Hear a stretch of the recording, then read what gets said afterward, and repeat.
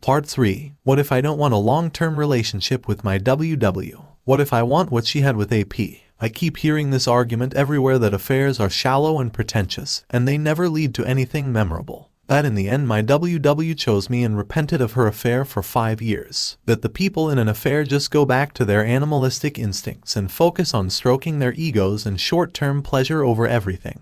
And it is made out to be inferior to a supposed long-term relationship like marriage. Even she says the same, that her affair was selfish and pointless, that she doesn't miss any of it, and that her acts during the affair fills her with disgust now. But that doesn't stop me from wanting what my WW and AP had. Not the betraying or the cheating part of it, but how she threw away everything else, her marriage, love, integrity, for her affair with AP.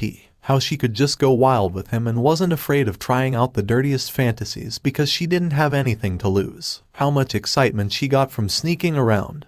How much desired and powerful she felt to have 2 men dancing to her tunes. When I think about everything she did with him, I feel like my relationship with her is bland, boring, and tasteless in comparison. I want a relationship where I can throw everything else to be with her. I want a relationship where I can wild out with her without either of us caring about being left. I want to feel powerful, and I want that energy she experienced. Yes, affairs don't last long, and yes, she came back to me in the end. But the affair must have been such an exhilarating and empowering experience. I doubt she will ever find that same kind of feeling with me. I wish I could give her the same level of excitement and energy that she experienced in her affair. And I wish I could experience the same with her. But I doubt that will ever happen. She will just stay with me, claiming she loves me, wants to grow old with me, will do everything for me. But nothing we have will never measure up to the energy and excitement of her affair. I despise the act of cheating, and I would sooner throw myself into a pit of fire than have an affair. But I would be lying if I say I weren't jealous sometimes of people who have the capacity to indulge in them.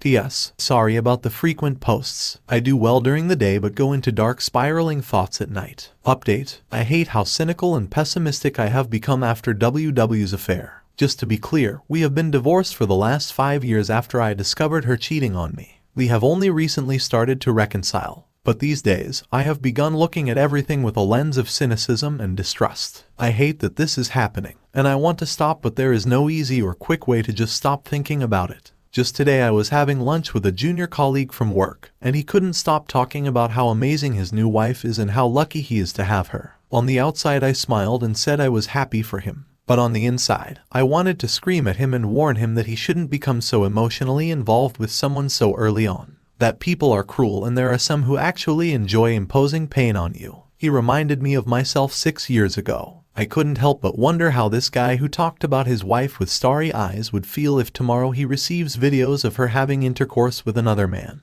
That his perfect and amazing wife was just putting up a front. I was watching an old Bollywood movie with her yesterday evening. If you have watched any Indian movies, you know they all showcase unconditional and idealistic love stories that lasts forever. I wanted to pull my hair out at that instant. I grew up watching these movies, and now I know ours will never be a story like that. I know life is not supposed to be a movie, but it still hurts knowing that she single-handedly shattered it with one move and I had no say in it. Both of us are attending online therapy sessions for a month now. I can't lie, I feel like maybe things are progressing too slow for me. I'm still full of anger. Sometimes I feel so frustrated I feel like I have one foot out the door and I just generally feel defeated and worthless. Or maybe I just had too high expectations. It's only been 1 month since I started it after all. She on the other hand is able to somehow juggle her time and mental energy even with everything that's going on with us. After she found out that my love language is words of affirmation, she came up with the idea of leaving little loving notes on post-it cards all over the place for me to find.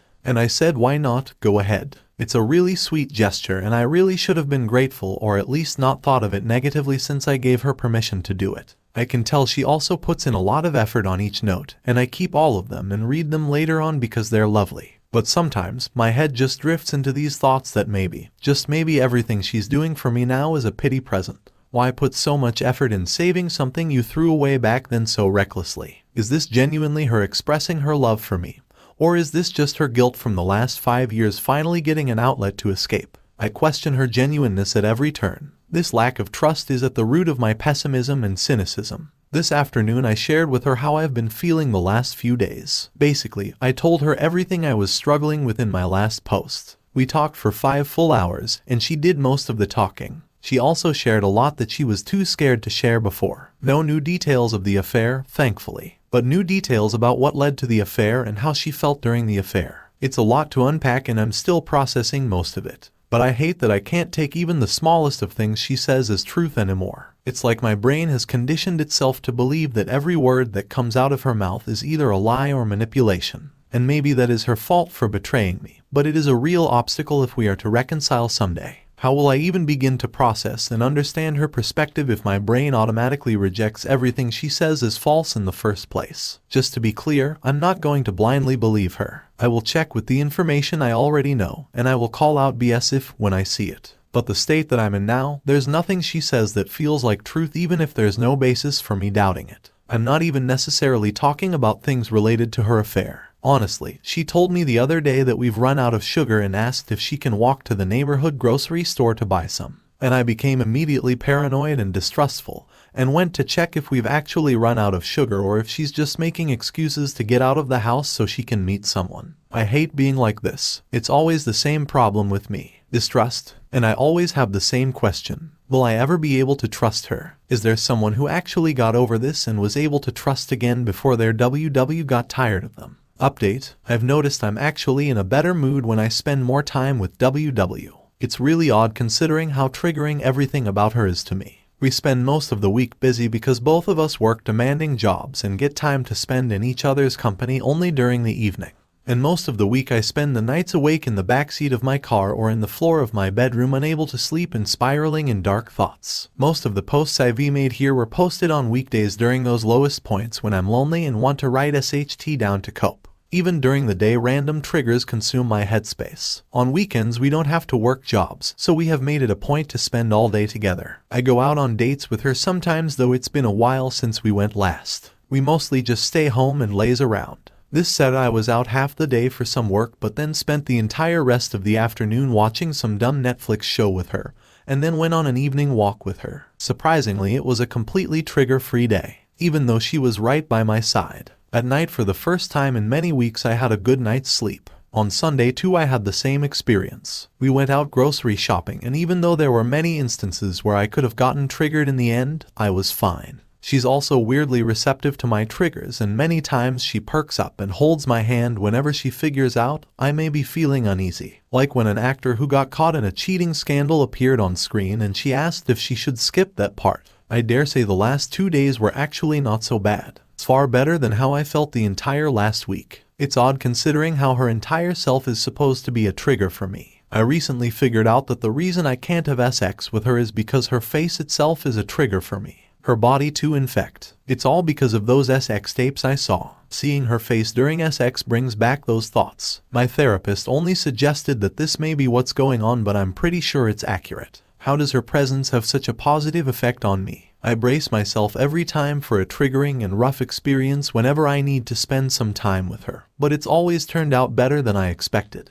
How is it that I get triggered when we're apart but don't when she's right in front of me? Shouldn't she be the source of all triggers? And what exactly changes during sex that I have an opposite experience? I definitely need to talk to my therapist about this, which I will on my next appointment. But what do you guys think? Did any of you go through something similar? BS or WW? Update: I made a list of bitter truths about my WW and her affair that I need to learn to live with. I need help, support, perspective, anything that keeps me from losing all hope. There's so much I'm being asked to forgive and forget. I had no idea this list would be so hard to digest. 1. Firstly, I will never know if she liked AP more than me, if she found him more attractive, if she actually preferred him over me. When she was in the affair, she made fun of things like my height and my skin color, and she let AP degrade and walk all over my dignity. Now she swears I'm perfect in every way, and that even if she had a choice, there's nothing she would change about me, and that everything she said was just to stoke AP's ego and make her feel better about her choices by demonizing me. But does she actually in some small way feel ashamed of my short height? Does she actually secretly desire taller men and she's only with me out of pity or out of guilt? Does she actually prefer light-skinned men? Or was she just lying to satisfy AP like she said? I know everyone will have different things to say, and I cannot open up her brain to see what's really inside. So, I have to learn to live with the fact that I'll never know the truth. And also, with the fact that there will always be taller and more attractive men than me, and to trust that she won't give in to her desires again.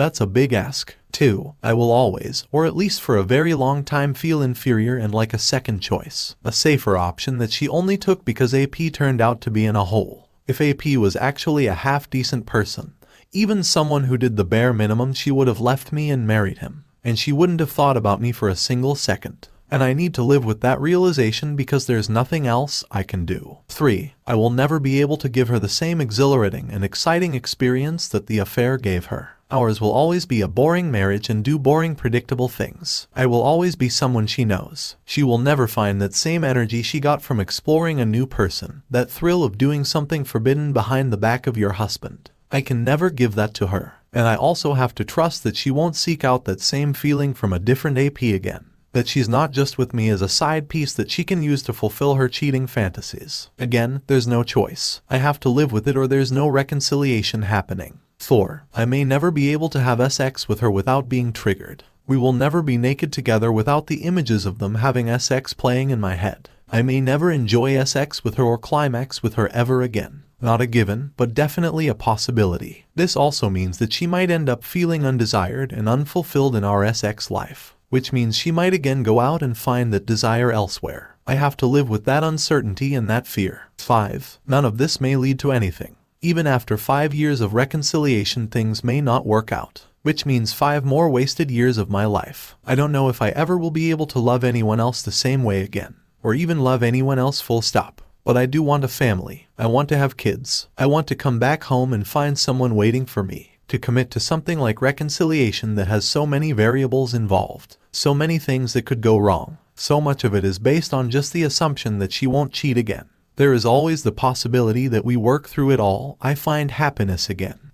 We have kids, and then 5 years later I wake up to find a bunch of SX tapes of my wife again. It's frightening. I don't know how to live with that. I don't know how to live with any of that. Just to be clear, I am 100% committed to reconciliation. And I am also not mad at her today. In fact, we just came back from a dinner date. Just feeling really hopeless and frustrated today at this mountain of expectations that I'm just supposed to accept and live with. I don't even know if I'm capable of doing that. What do you guys do when it feels like it's too much to bear? When it feels like this reconciliation thing is asking too much out of you? I don't know if I'm strong enough to do this. Update: I hurt my WW last night with something I said, and I really regret it. Last night we went on a dinner date together. While we were at the restaurant, they somehow messed up our order and the waitress kept coming back to our table and apologized for the delay and said our order will be served soon. While she was walking away, I just said she's really pretty without thinking anything. And she was like, who? The waitress. I said yes, and she smiled sadly and said yeah, she is pretty. To this point it was probably a normal conversation. But I also added next that I bet our bodies will look really nice and tangled together. This is word for word something AP said to her, and she enthusiastically agreed about it while they were in the affair. I had no reason to really say it other than spite. I don't know why I said it. I almost immediately regretted it. That line just randomly popped into my head. I wasn't even thinking about that beforehand. I'm not even interested in having sex with her at all. Looking back, I said it purely with the intention of hurting my WW and without thinking much about what the consequences will be. When I looked at her, she was shaking, and I could tell she was expending a lot of effort in trying not to cry. I immediately felt bad and said I'm sorry, I shouldn't have said that. I went and sat on her side, but she kept her eyes downcast and said it's okay, don't worry about it. By the time the food arrived she was fine. I asked her again on the way home if she wants to talk about it, but again, she said she was fine. Even if she said it was okay, I of course still felt bad about it. When I saw this morning that she had dark circles and smudges under her eyes, I knew something was up even if she was trying to hide it. So, I asked her if she was okay, and she basically just broke down in front of me. She said that for a long time she's been feeling like she doesn't deserve to be standing next to me after all she did. She said she feels like she deserves to be thrown in the trash. She says that if I dumped her and brought another woman home, she would actually cheer for me because she knows I deserve much better. I knew she hated herself for what she did to me, but I'm only now starting to realize just how much self-hate she carries. We've also been trying to restore sexual intimacy for some time, but it's just not working. The mental images of their xtapes plague and contaminate my headspace so many times I can't even get aroused. Even when I do, I can't come. I have shared these feelings with her. She told me that through therapy she's been trying her best not to dwell on her self-hate. So, when she heard me say what I said last night, she started spiraling. She felt that she's turned my days into a hell, and I've still stuck with her. and now she can't even give me any sexual pleasure. She said she feels like she's only been taking from me, and she can't give anything back because she's ruined so much. She kept saying, "I'm sorry, I'm so useless. I'm sorry I keep failing you again and again." While I held her in my arms and let her cry, it was gut-wrenchingly sad. When she calmed down a bit, I told her that sex between two people shouldn't be a transaction. That you are doing me a favor and I return it to you by giving you sexual pleasure. I am with you because I love you and I see value in you and I enjoy spending time with you. You don't need to give anything back to me apart from honesty and continued efforts. And also, that I'm not doing her any favor by reconciling. I'm doing it for myself because I know she will make an amazing partner as long as she continues to work on herself and not cheat again. I also thanked her for her honesty and apologized again for what I said. I told her that I will do better in recognizing things that may trigger her and not say unnecessarily hurtful things. I think I have to remember that she puts on a brave face for my sake. Things do bother her and there are things that hurt her. I mean, of course it does. She is human. It's weird that I have to actually remind myself that. I never want to hurt her this way again. I want to do better and control this impulsive desire of saying hurtful things for no reason. Did any of you here struggle with this problem? How can I do better in this regard? Update. Last night, we slept in the same bed for the first time in 5 years. I have decided to make some changes in the way I approach reconciliation. I have realized, and a lot of Redditors have also suggested, that I am demonizing her unnecessarily in my head and not looking at the real her. I am isolating her and not even allowing her to get closer to me. I finally came to the conclusion that if we are going to reconcile and move forward, there's no point in continuing to isolate her anymore. For the last 1 month I have asked her to sleep in the guest bedroom and haven't let her in my room yet. She often sexted with her AP in bed while I was sleeping right next to her, so I was afraid that her next to me in bed would be a massive trigger, and I won't be able to sleep because of it. Last night, I told her that I need to be more mindful of her feelings and admitted that I have been needlessly villainizing her when she's actually been doing everything right since we got back together. So, I told her that I won't be sticking to the past anymore and won't be closing myself off just to avoid triggers. So as a first step, I asked her if she would like to sleep in my bedroom tonight. Happy to report that I slept well, or as well as I can with all the nightmares and whirlwinds that go on in my mind. I fell asleep for 5 hours and then woke up at 6 a.m. and then couldn't go back to sleep again because of random spiraling thoughts. She held my hand all night because, in her words, I want you to feel my hands at all times so you can close your eyes knowing I'm not doing anything else. I don't know if that helped, but having her next to me is definitely reassuring. I think she slept well too, though I disturbed her sleep when I woke up randomly at 6 in the morning. I'll wait and see for the next few weeks, and if things go well and I am able to sleep without any triggers, I'm thinking of asking her to permanently move back into my room. I don't know if that will be a good idea, and I am still wary of unprecedented triggers, but as I have learnt by now, I won't really know until I try. Update. My WW keeps pushing for a hall pass that I don't want. It's all she's been talking about for the last 3 days. Ever since the incident with the waitress that I posted about a few days ago, she's been spiraling and making wrong assumptions and doesn't listen to what I say. We've been trying to reignite our sexual intimacy for the last few days. I think her main struggle right now stems from one fact, the fact that I haven't climaxed during sex with her even once, because of the mind movies which happen whenever I am in a sexually stimulating setting with her. This has made her feel inadequate, and she told me she feels like she's failing me again. She seems really distraught and hopeless when we talk about it. She says that she feels helpless because with other triggers she can do something to control them and help me somehow. If it's something she does that is triggering, she can just change her behavior. If it is a song or a place that is triggering, she can make steps to see that we avoid it as much as possible. But with this, she feels hopeless because her face and her body itself is a trigger and she cannot change her body even if she wants to. So, since this is something she cannot change, she just needs to accept that she cannot give me pleasure anymore. Hence, the push towards an open marriage on my end. Even when she hasn't moved in with me, she told me that she feels she doesn't deserve monogamy from me anymore after the things she did, but if I give it to her anyway, she will accept it as a gift. I think with her there is a deep insecurity and feeling of not being enough for me, and also 5 years worth of shame and guilt that comes out every time any insecurity of hers is triggered. I empathize with her suffering but also feel frustrated at how she doesn't listen to what I have to say at all. I reassured her that this is not permanent, and with therapy a lot of BS before me have gotten past mind movies. A lot of people also don't, and if that happens, we will just stop reconciliation. Didn't she tell me that even if we don't make it in the end, she will still be grateful to have tried?